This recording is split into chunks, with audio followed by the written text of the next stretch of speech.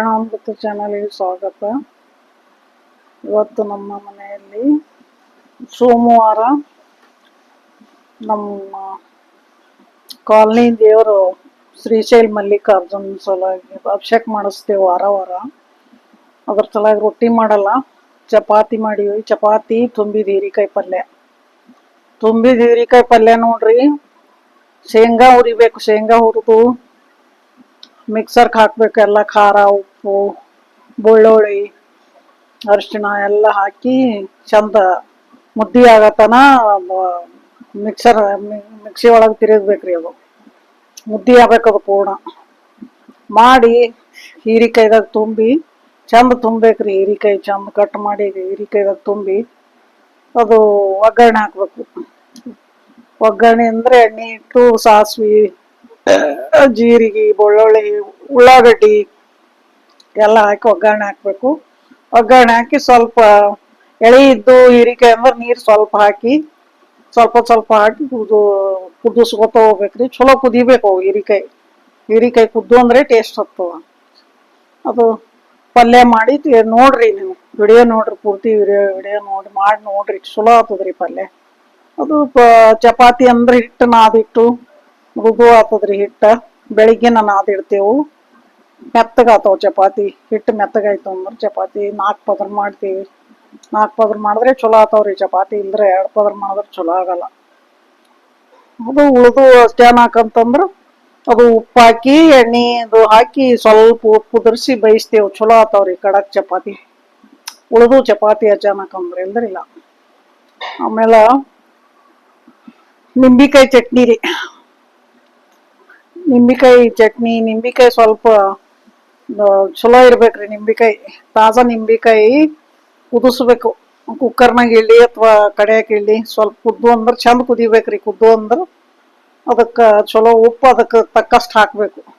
ಉಪ್ಪು, ಬೆಳ್ಳುಳ್ಳಿ, ಜೀರಿಗೆ, ಖಾರ. ಇದು ಇದ್ರ ಖಾರ ರೀ, ನಮ್ಮ ಬ್ಯಾಡಗಿ ಮೆಣಸಿಕಾಯಿ ಅಥವಾ ನಮ್ಮ ಜವಾರಿ ಮೆಣಸಿಕಾಯಿ ಖಾರ, ಕೆಂಪು ಖಾರ ಹಾಕಿ ಸ್ವಲ್ಪ ಮಿಕ್ಸಿ ಮಾಡ್ಬೇಕ್ರಿ. ಸ್ವಲ್ಪ ದಪ್ಪ ಇರ್ಬೇಕದು, ಪೂರ್ಣ ಹಿಂಗೆ ನುಣ್ಣಗಾಗಬಾರ್ದು. ನುಣ್ಣಗಾದ್ರೆ ಟೇಸ್ಟ್ ಬರಲ್ಲ. ಭಾಳ ಚಲೋ ಟೇಸ್ಟಿ ಆಗ್ತದ ನೋಡ್ರಿ. ನೀವು ಉಪ್ಪಿನಕಾಯಿಗಿಂತ ಚಲೋ ಆಗ್ತದ್ರಿ ಅದು.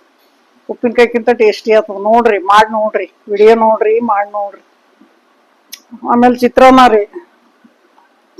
ಅನ್ನ ಬಿಸಿ ಅನ್ನ ಮಾಡ್ತೀವಿ ನಾವು ಹೆಚ್ಚು. ರಾತ್ರಿ ಅನ್ನ ಅದು ಮಾಡಲ್ಲ. ನಮ್ಮ ಮಗ ಅದೇ ಬೆಳಿಗ್ಗೆ ಅದೇ ಟಿಫಿನ್ ಮಾಡ್ತಾನ್ರಿ ಅದಕ್ಕೆ ಬಿಸಿ ಅನ್ನಕ್ಕೆ ಮಾಡ್ತೇವೆ ನಾವು.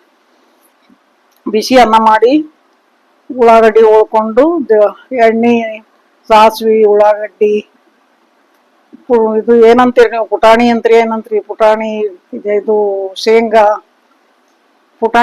ಹಾಕ್ಬೇಕ್ರಿ. ಅಂದ್ರೆ ಟೇಸ್ಟಿ ಆಗ್ತದ. ಕರಿಬೇವು, ಕೊತ್ತಂಬರಿ ಎಲ್ಲ ಹಾಕಿ ಒಗ್ಗರಣೆ ಹಾಕಿ ತಿರುಗ್ಬೇಕ್ರಿ.